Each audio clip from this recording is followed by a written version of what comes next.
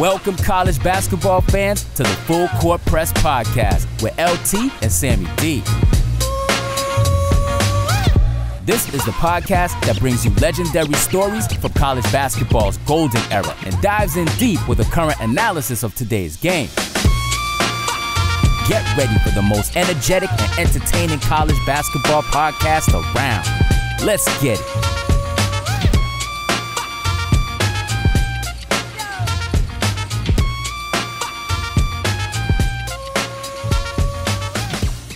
Good morning and welcome to another Full Court Press Podcast, a college basketball experience. Luke Taylor here alone and sad Sam is not with us, but we've got a great guest. Don't forget to subscribe, rate, and review the Full Court Press. Follow us on Twitter. We have a new Twitter handle due to being hacked. It's at LT and Sammy D1, and subscribe on YouTube or Apple Podcasts and Spotify. So we have on the podcast with me today the finest head coach in the MAC when it comes to dancing. There was a video that was circling around of this fine gentleman breaking it down after a win. We got Coach Jeff Boals from the Ohio U Bobcats. Welcome to the Full Court Press Podcast. Yeah, appreciate you having me on. And it's a lot of pressure, with those dances, because I get that a lot. And I learned a long time ago. I worked for a guy, Mark Schmidt, who's now at St. Bonaventure. We were Robert Morris. And he was like, every win we had, he goes, hey, you got to celebrate them. You never know when the next one's coming. It's hard to win. Yeah. So my first year here at OU, we played at St. Bonaventure, ironically. And we ended up winning the game. We had like 8 scholarship players. And after the game, I'm literally walking back in the locker room. I have no idea what I'm going to do. And I just turn the corner, and I see everyone just sitting down. So I walk in and I do the Conor McGregor billionaire walk. I just start going like this. The guys start going crazy. And that actually went viral. Conor McGregor retweeted it. TMZ retweeted it. And I think precedent was set. And, there was a lot of pressure, from there on out. Yeah. Well, you're obviously dancing a lot because you're winning a lot the last couple of years, especially as a head coach. What I find very interesting with your program, with a lot of the mid-majors, especially in the landscape of college basketball with the transfer portal NIL, you're bringing back your top 2 or 3 leading scorers next year. I mean, you obviously got some recipe in Athens, Ohio. How'd you make that happen? Yeah, there are a lot of, things that happened to make that happen. But, a couple years ago, we had won 25 games, had Mark Sears and Ben Vanderplas coming back, 2 first-team All-League guys. And, at the time, both of them told me they're coming back. And then, 4 or 5 days later, they were both leaving. So, we saw different ends. You look at Akron last year, they kept Enrique Freeman and brought Ali back. That's the difference of winning a championship and not winning a championship. So, we feel good about our culture and how we do things. Obviously we can't, pay what these high majors are paying. And, both of them came back for the right reasons. They both could have easily left. Sharif Mitchell basically said, hey, look, I'm happy here. I've already done that. Played at Creighton, had a great experience last year. AJ Clayton, same type of deal. So, we feel fortunate, and, I think part of it's our culture, the way we treat them. But, like I said, I think they chose to come back for the right reason. Yeah. So you had a guy, you said Mark Sears. I've never heard that name before. How much does that help? I mean, we've had Coach Stephen Smiley on the podcast. He had Dalton Connect at, University of Northern Colorado. He has St. Thomas, who had a great breakout year for him, now is at USC. I guess, how big is it for a program like OU to have a player who's could be the National Player of the Year that was with you for a couple years? Yeah, I think if you look at his story, like he had no Power 5 offers coming out of Hargrave, came to us, and I think he played about 20 minutes a game his freshman year, played alongside Jason Preston, and then, shot 29% from 3. So, that summer, we had a game plan for him, and he made 15,000 threes. Sophomore year, he averages 20 points a game, first team All-League, shoots 40% from 3. And, I think, if anything, it shows a blueprint of, our skill development, personal development of these kids, and how we can help make them better and get them better. And obviously Mark, was second team All-American, led Alabama, he was their best player. So, I think you always look back at what could have been, but happy for his success and that we are a small part of it. Yeah, yeah. But I think you kind of hit the nail on the head too. Everybody talks about the mid-major, high major, or high mid-major, high major. We've had a lot of the American Athletic Conference, and they were one of the most picked over conferences when it comes to transferring, and the MAC's right there too. But what people don't ever talk about are the Sharif Mitchells. Went to Creighton for a year or two, didn't have the best maybe opportunities. I mean, Creighton's a freaking, I think they're got the record for most like Sweet 16s in the last 20 years or something like that, or 16 years. He's doing well at OU. So no one ever talks about the kid that maybe was at a high major or Power 5 and coming back to mid-major and succeeding. I think it's always the Dalton Connects, the Mark Sears of the world, Johnny Broom, who's at Auburn, who's one of the preseason player of the year, who's at Morehead State. We're not talking about the other way, which you can obviously benefit from it, and you're going to. Yeah, I think there's a lot of ways you can look at it. And, I've been at every level, Division II, low major, mid-major, high major. And, I think there's a lot of really good players that don't get opportunity. And sometimes it's tough to go down a level to get that opportunity. And, Sharif is from Omaha, Nebraska. So, this is the first time he's ever had to leave home. And, our relationship with Jalen Hunter, those two played together AAU growing up. Jalen's dad was coaching at University of Nebraska at the time. So that's a big reason why we got Sharif.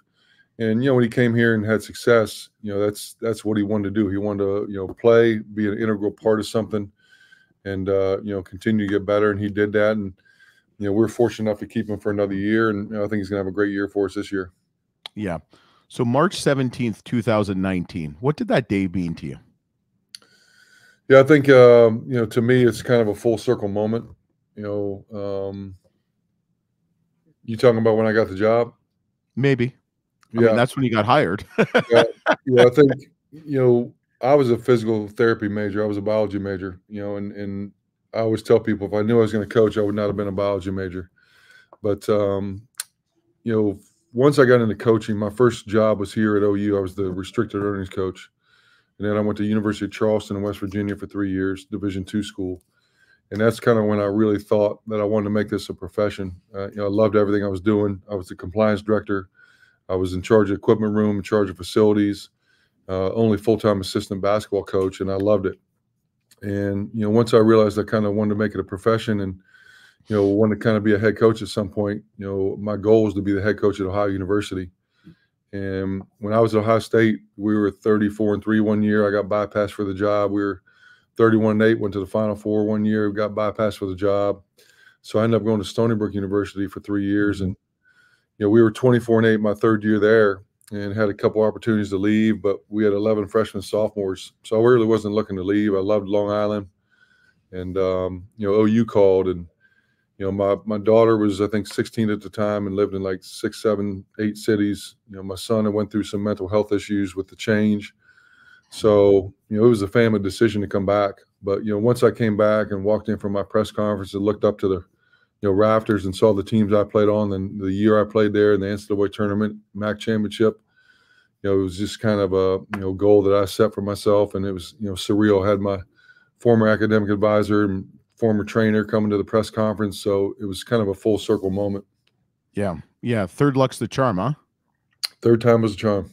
Yeah. Did you ever get any explanation why you didn't get it the first 2 times? Yeah. Jim Schaus was the AD, and his philosophy was at the time that he wanted a sitting head coach. And so I kind of knew if I ever wanted to, come back here that I'd have to get head coaching experience. It's not the only reason I went to Stony Brook, but it was part of it. And like I said, once I went to Stony Brook, I loved living in Long Island, loved who I worked for there. And, we had something, special going.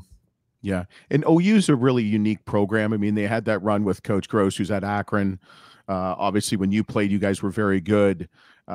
So, I mean, I guess you can understand that now. But how different is it for you to be coaching there and being like, man, I remember that place. You walk downtown OU. I mean, I've been OU. My little sister-in-law went to school there, and it's a pretty fun place. Let's be honest.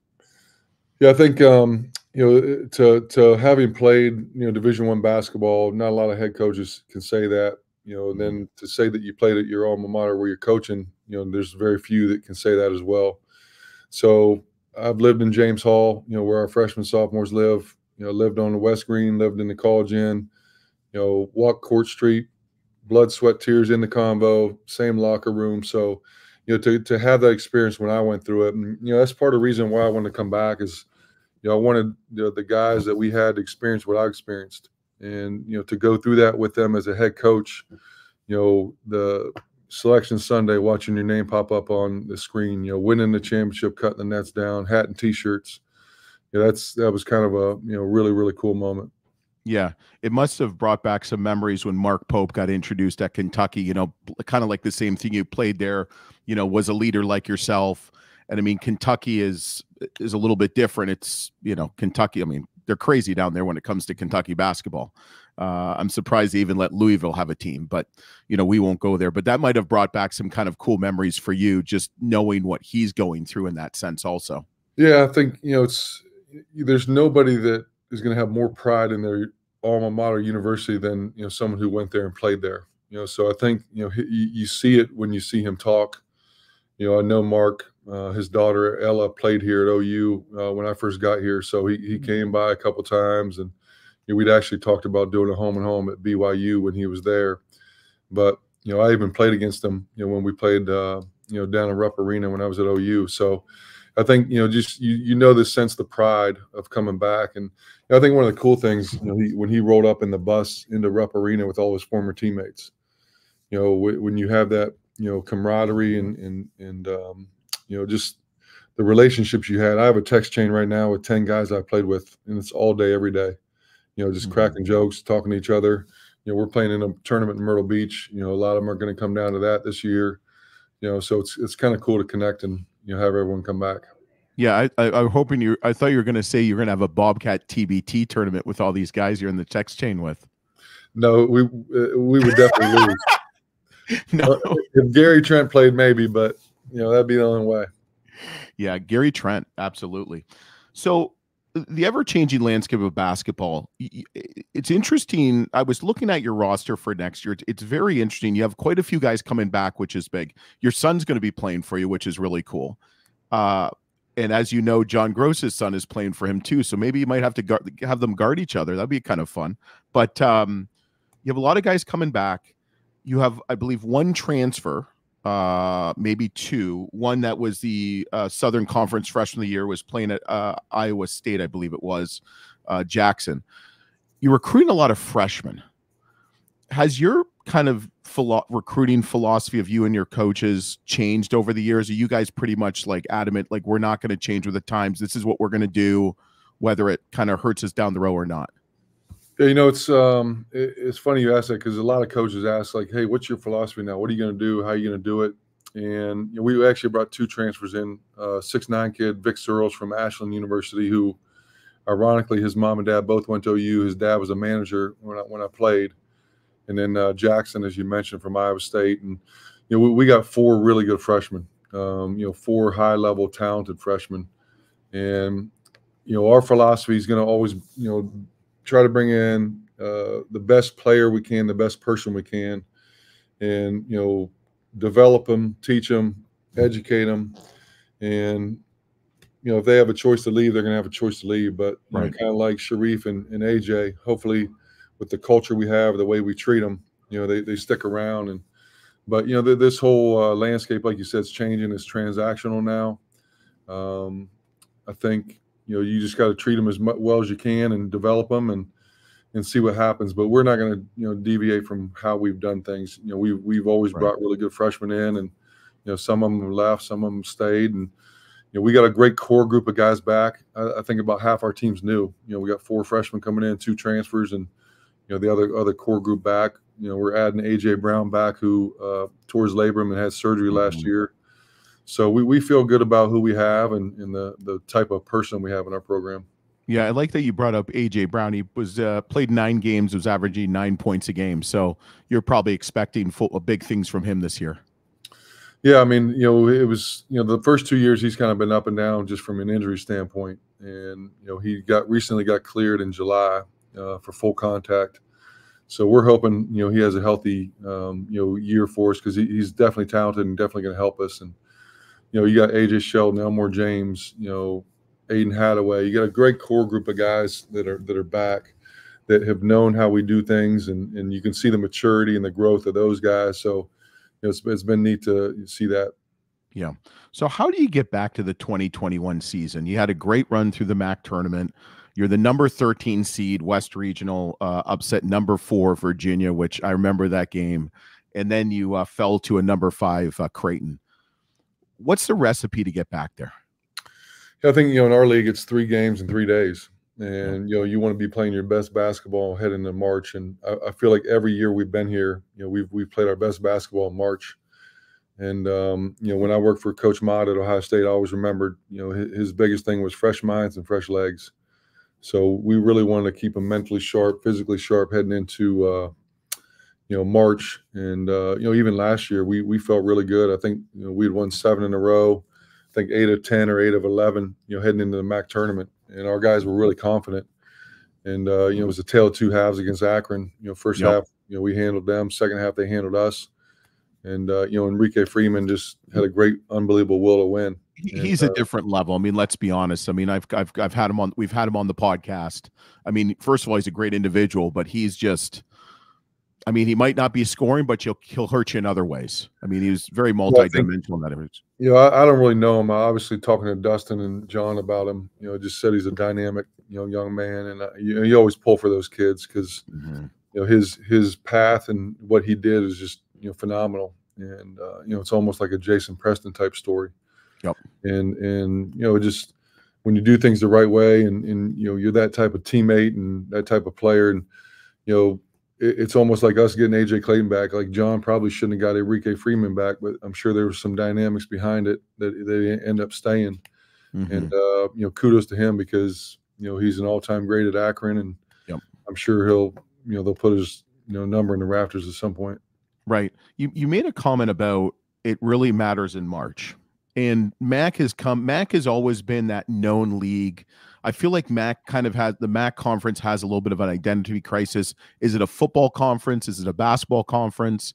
I mean, if you ask me, I believe it's a basketball conference. I mean, if you look at the OU years, Akron, Kent State, even like Bowling Green throwing out some players. I mean, Gary Trent, I mean, Boals, I mean, Bonzi Wells, I mean, Wally Zerbiak. There's been some really greats, and I know there's a lot more, probably missing half of them. But anyway, how is with knowing that MAC unfortunately is a 1-bid league at this time, how does that kind of change your scheduling philosophy? I know you probably still have one or two more games to schedule on your schedule, right? Because that's every coach we've had the last 2 months still does not have their schedule complete.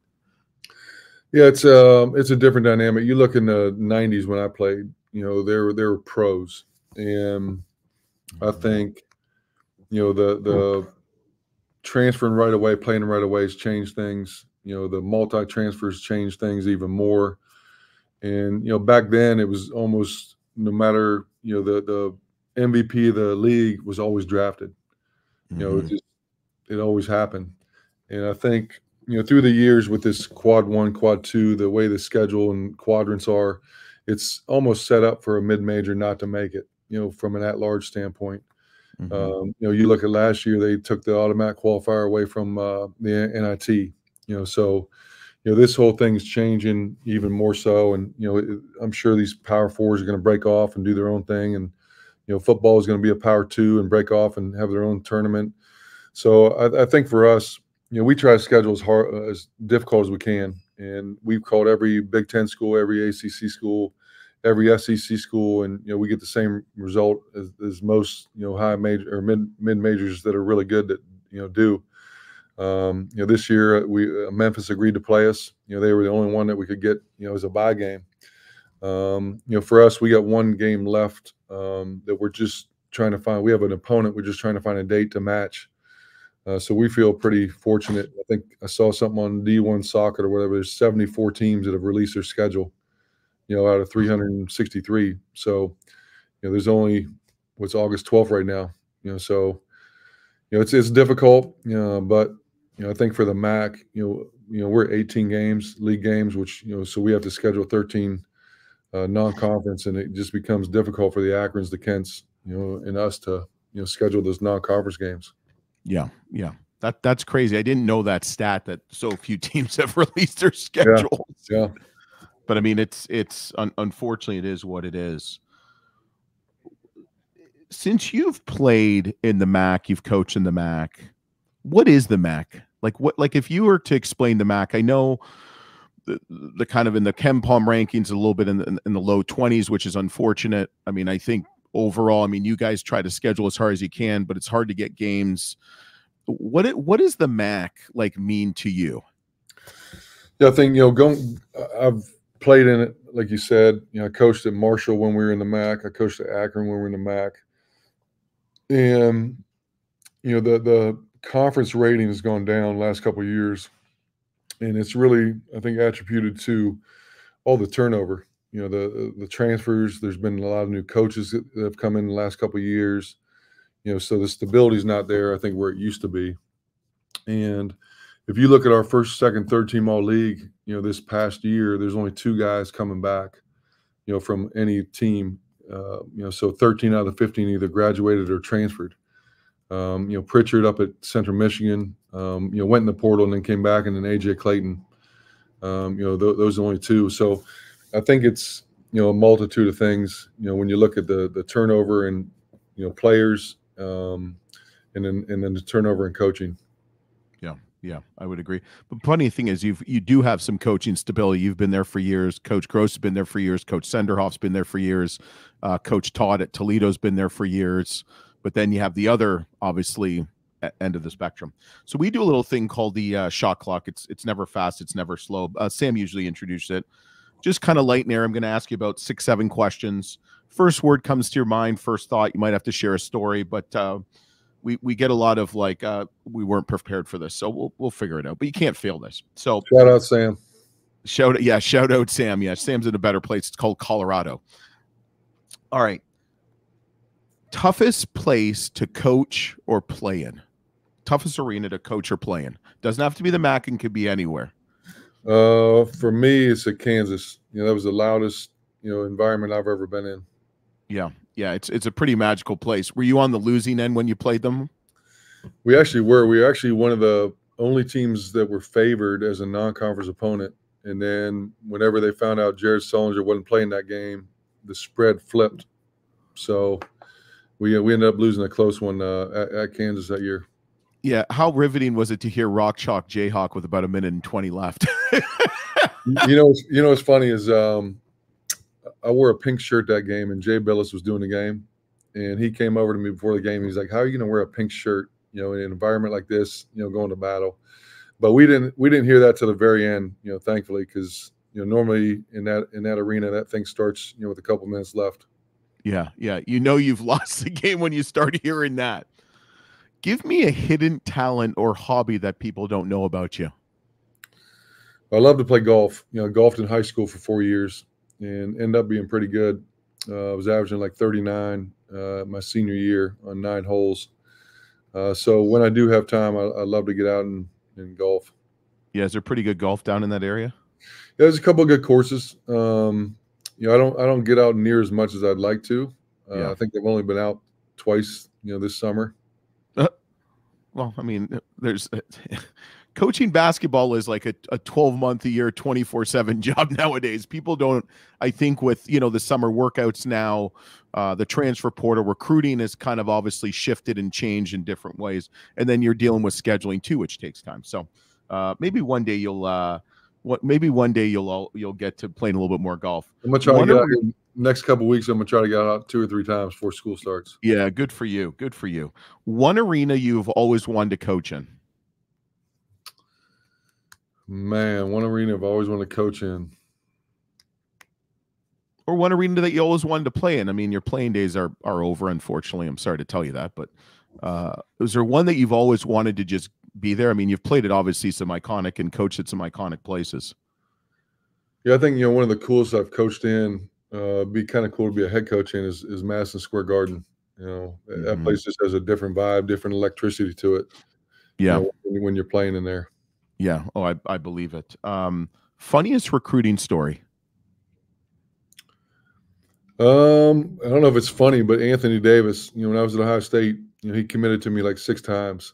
And he finally admitted on D'Angelo Russell's podcast that he wanted to come to Ohio State, but there were some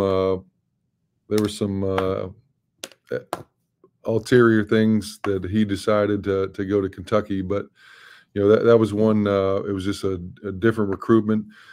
Back then I couldn't get a hold of him, so the only way I could get a hold of him was on Facebook Messenger, like an email. And it's not like it is today where you text back and forth. Like it's a day thing or a night thing where he would respond. And he told me he was going to come visit campus, and I was like, "Wow, when?" He's like, "Well, we're going to visit Central State, Cleveland State, and Ohio State." So his high school, did a high school group bus tour. So I was actually in Florida on vacation and had it set up where when the bus came up to the student center, Coach Mata just picked him and his twin sister up and, took him around on a visit. And we felt good about him, but obviously we didn't get him. And, he ended up winning the national championship that year.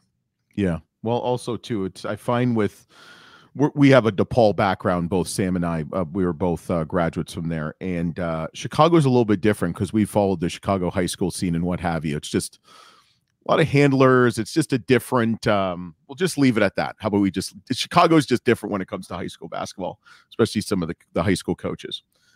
What is your spirit animal? Bobcat. All right. That was easy. I feel like a lot of these coaches are just going to the mascot. My favorite one, I think, is the dog, but whatever. Yeah. Bobcat. Okay. The song that best describes you. Oh, man. Maybe Don't Worry, Be Happy. I think I learned a long time ago to control the things you can, right? It's never as good as it seems, never as bad as it seems. And I think in this profession, there's so many highs and lows, you forget to enjoy it sometimes. So I think really just, going with the flow, working for Thad Mata gave me a different perspective, just on everything. And I mean, the pressure at Ohio State, he was always even keeled, enjoyed it, very, very, very, very, very, very positive. And so I would say that. Yeah, he was pretty very never up, never down, unless he got a really bad call, but we won't go there. So they're making a movie about your life. Okay. What would the movie be called and who would play you in this movie? Okay. So ironically, they have a movie script written about Jason Preston's, life.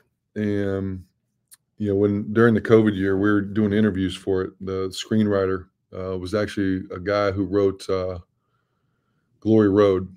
And Great they movie. asked me, at some point, like, hey, if someone would play you, who would it be? And I was like, Ted Lasso. That guy's got to be, if I could get anybody to play, I would have him do it. And what would it be called? Probably, I don't even know what it would be called. Full Circle. Ooh, that's good. I like that. Yeah, I like that. I thought you were going to use Bobcat, but that's okay. But Coach, you won nothing. You got nothing, and hopefully you didn't. Hopefully you'll talk to me again. You'll talk to Sam because you don't know him, so it's perfect. But so Sam usually asks the last question. I'm going to let him ask it. So he would ask you, kind of tell what Ohio Bobcat fans, alumni, boosters can expect from you guys this year. Like what are they going to see on the court from you guys? Yeah, I think, number one, they're going to have to buy a roster or program because, half the team's new. And I think they're going to really like the chemistry of our guys, from the returners to the new guys. Our 2 transfers are really going to help us. Our freshmen are going to help us. So I think you're going to see a great blend of chemistry on the court. And, I think we have a chance to be really good. Obviously, it's a long season. Roles have to be defined. Roles have to be accepted. Sacrifice has to be made individually, but I think this team has a chance, at the end, to do some big things. Yeah. Well, I'm excited. I think the MAC is going to be really interesting with just kind of the moving and shaking of certain teams like Toledo, Akron, Kent State, Miami of Ohio. I mean, a lot of the teams, Bowling Green. I mean, it'll be interesting to see what plays out. And I believe you're right. It's going to come down to 3 games in March. I mean, let's be honest. Yeah, definitely. Hopefully we'll be there. And, I think just excited about the journey for this team. Yeah. Well, Coach, you're going to stick with us one more second, but I appreciate you staying with us or being on here. And we're really excited for OU and the Bobcats. Listeners, fans, don't forget to subscribe, rate, review, and follow the Full Court Press podcast. And we'll see you back next week on a Full Court Press podcast, a college basketball experience.